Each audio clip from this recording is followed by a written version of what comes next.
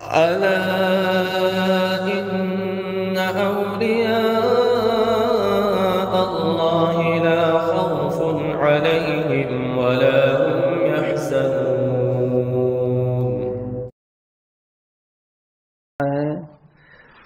تمام جہانوں کا پروردگار. ربن کے معنی پروردگار، پالنہار، پرورش کرنے والا، یہ سب رب کے ترجمے ہیں ہمارے اردو میں. عربی میں رب کسے کہا جاتا ہے؟ تبلیغ الشیء الی کمالہ شیئا فشیئا،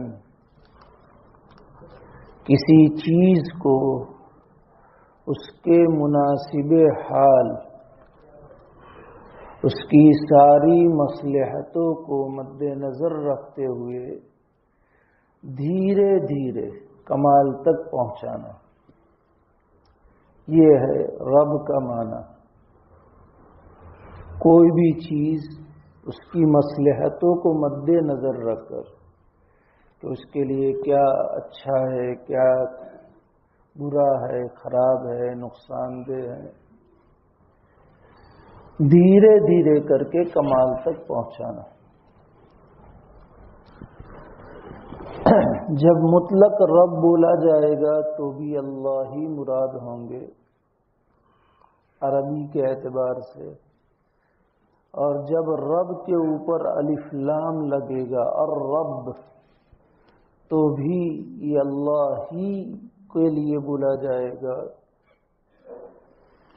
دوسری چیزوں کو اگر اس کے ساتھ لگائے تو پھر یہ اللہ کے علاوہ کے لیے بولا جائے گا. مثلا رب کے ساتھ مال لگایا، رب المال، تو جس کے پاس مال ہو، مال والے کو، مالدار کو رب المال کہا جائے گا. رب کے ساتھ الدار لگایا، رب الدار، تو گھر کا جو مالک ہے اسے رب الدار کہا جائے گا.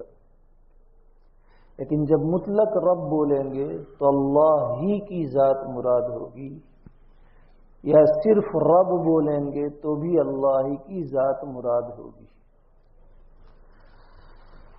میں رب العالمین میں رب کے متعلق تھوڑا سمجھانے کے لیے چند مثالیں دوں کہ وہ کس طریقے سے پرورش کرتا ہے. دیکھیے مچھلی یہ بھی انڈے سے پیدا ہوتی ہے، کبوتر کا چوزا یہ بھی انڈے سے نکلتا ہے، مرغی کا بچہ یہ بھی انڈے سے نکلتا ہے. پھر اس کے بعد افضل المخلوق کی طرف جائیں گے ہم. مچھلی کا بچہ انڈے سے نکلتا ہے. یہ مچھلی کا بچہ پیدا ہونے کے ساتھ خود نربھر ہو جاتا ہے، یعنی خود ہی اپنا سب کام کرنے لگتا ہے. اپنی خوراک، اپنی حفاظت بچہ خود ہی کرتا ہے، ماں کا کوئی محتاج نہیں.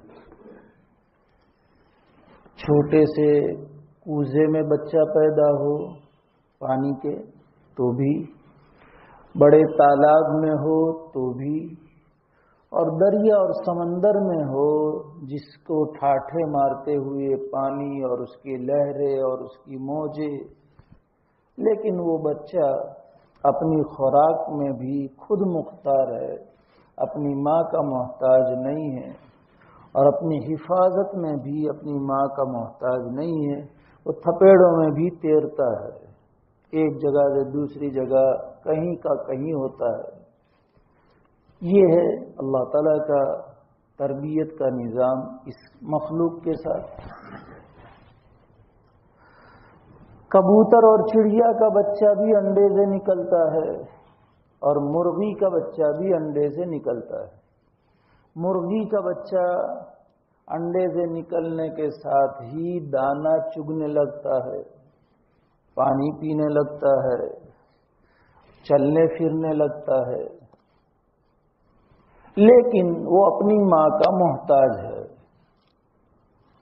کڑک دانا ہوتا ہے، ماں اس کو چونچ سے توڑ کر کے نرم کر کے دیتی ہے تب وہ کھاتا ہے. چھوٹا دانا ہو تو خود کھا لیتا ہے، لیکن بڑا دانا ہو جیسے گیہوں کا دانا، باجری بھی ہو تو اس کو اگر تھوڑا سا توڑ کر کے ادھ کچری پیس کر کے ڈالیں گے ابھی پیدا ہونے والے بچے کو، تو وہ کھا لے گا خود ہی. پانی کا پیالہ پاس میں رکھا ہوگا خود ہی پی لے گا. لیکن وہ اپنی ماں کا محتاج ہے اپنی حفاظت میں. جہاں اس کو خطرہ لگے گا دوڑ کر کے اپنی ماں کے پاس آئے گا، ماں اسے اپنے پروں کے نیچے چھپا لے گی. ماں کو اگر خطرہ محسوس ہوگا اپنے بچوں کے اوپر تو آواز نکالے گی. سارے بچے اس کے پاس کہیں ادھر ادھر بھی ہوں گے تو سب اس کے پاس جمع ہو جائیں گے اور وہ اپنے پروں کے نیچے چھپا لے گی. یہ بھی انڈے سے نکلنے والا بچہ ہے، لیکن اس کے ساتھ اللہ تعالیٰ کی تربیت کا یہ نظام ہے. کبوتر کا بچہ اور چڑیا کا بچہ آپ دیکھیں گے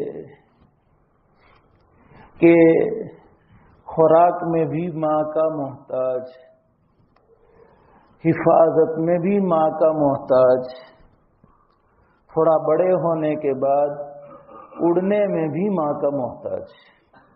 ابھی وہ اپنے گھونسلے میں ہی ہے، اس کا گوشت ہی ہے، پر بھی نہیں آئے ہیں، اس کے اوپر ابھی کپڑے بھی نہیں لگے ہوئے ہیں، اس کے مناسب حال. چڑیا اسے سنبھالتی ہے، کبوتر اسے سنبھالتے ہیں، اس کو تلاش کر کے دانے لا کر کے اپنی چونچ میں پھر اس کو نرم کر کے اس کے منہ میں ڈالتے ہیں. پانی بھی اس کے منہ میں ڈالتے ہیں اپنی چونچ میں لا کر کے. پھر ایک زمانہ اس کے اوپر گزرتا ہے، اب اس کے اوپر پر آتے ہیں. پھر یہ بچہ اپنی ماں کے ساتھ اڑنا سیکھتا ہے اور ماں اسے سکھاتی ہے باضابطہ. یہ دیہات میں رہنے والوں کو پتہ چلے گا، شہر میں رہنے والوں کو پتہ نہیں چلے گا.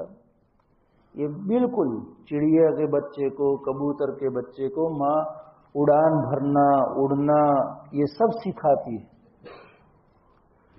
تو یہ بھی انڈے سے نکلا ہے، لیکن یہ پہلے دو کے مقابلے میں اور زیادہ محتاج ہے. اس کے ساتھ اللہ کی تربیت کا یہ نظام ہے. انسان جو افضل المخلوقات ہے، احسن تقویم میں اللہ نے پیدا فرمایا ہے، یعنی تمام مخلوق سے بہترین ڈھانچہ اسے دیا ہے، بہترین شکل و صورت دی ہے، افضل بنایا ہے اور مکرم بھی بنایا ہے. ہم سب اس کے بارے میں جانتے ہیں. سراپا محتاج، سراپا، کہ اپنے بدن پر اگر مچھر بیٹھا ہے تو بھی وہ نہیں ہٹا سکے گا، روئے گا. پھر اس کی ماں متوجہ ہوگی یا کوئی اور متوجہ ہوگا. پیشاب پاخانہ کے اعتبار سے محتاج، کپڑے کے اعتبار سے محتاج، کھانے پینے کے اعتبار سے محتاج، ہر اعتبار سے محتاجی ہی ہے، جبکہ وہ افضل المخلوق ہے. اور یہ غیر افضل مخلوق ہے، لیکن وہ اتنے محتاج نہیں ہے جتنا انسان محتاج ہے.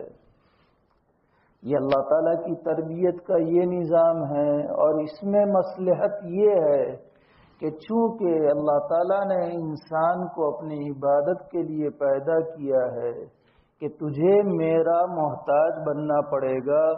ابتدا ہی سے محتاج بننے کی عادت، لیکن اب جب سمجھداری آ جائے تو مخلوق کے محتاج بننے کے بغیر میرا محتاج تو بن کر کے رہے گا، تو اس صورت میں تو کمال کو پہنچے گا. یہ ہے اللہ تعالیٰ کی تربیت کا انسان کے ساتھ انداز، اور اس میں یہ حکمت اور مصلحت.